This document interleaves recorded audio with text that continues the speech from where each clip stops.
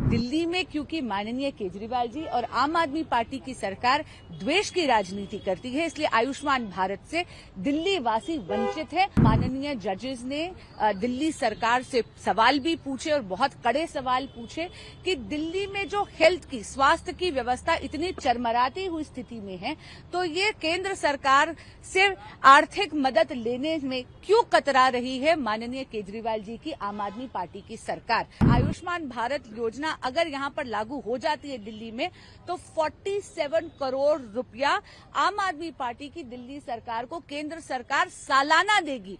लेकिन माननीय केजरीवाल जी और आम आदमी पार्टी की सरकार अपने राजनीतिक स्वार्थ के लिए दिल्ली वासियों की बलि चढ़ा रही है।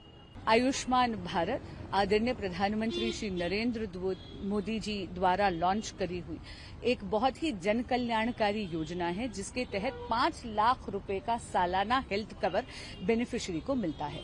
29 अक्टूबर 2024 पर आदरणीय प्रधानमंत्री श्री नरेंद्र मोदी जी ने इस योजना में लाभार्थियों का आयाम बड़ा कर दिया और देश का प्रत्येक वरिष्ठ नागरिक यानी सीनियर सिटीजन जो 70 बरस की उम्र से बड़े हैं, उनको भी इस स्कीम में लाया गया है।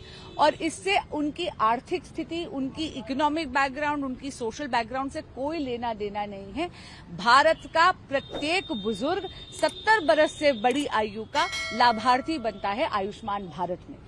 देश में 36 में से 33 स्टेट्स और यूनियन टेरिटरीज में ये स्कीम लागू है, लेकिन दुर्भाग्यपूर्ण बात यह है कि दिल्ली में क्योंकि माननीय केजरीवाल जी और आम आदमी पार्टी की सरकार द्वेष की राजनीति करती है, इसलिए आयुष्मान भारत से दिल्ली वासी वंचित है। वो योजना यहां पर आपकी सरकार लागू नहीं होने देती।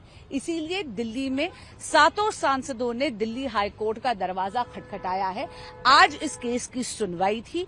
यहां पर दोनों माननीय जजेस ने दिल्ली सरकार से सवाल भी पूछे और बहुत कड़े सवाल पूछे कि दिल्ली में जो हेल्थ की, स्वास्थ्य की व्यवस्था इतनी चरमराती हुई स्थिति में है, तो ये केंद्र सरकार से आर्थिक मदद लेने में क्यों कतरा रही है माननीय केजरीवाल जी की आम आदमी पार्टी की सरकार।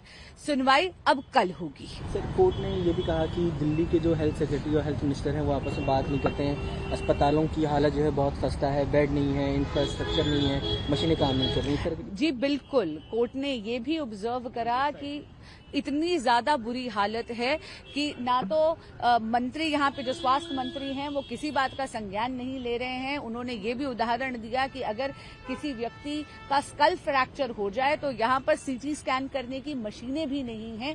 और उन्होंने बताया कि बहुत ही चरमराती हुई हेल्थ व्यवस्था है और बहुत ही दयनीय स्थिति है। ऐसे में जजेस ने बार बार ये सवाल पूछा कि दिल्ली सरकार केंद्र की ये लाभार्थी योजना, आयुष्मान भारत योजना को यहाँ पर लागू करने पे क्यों कतरा रही है और केंद्र से आर्थिक मदद लेने में क्यों कतरा रही है।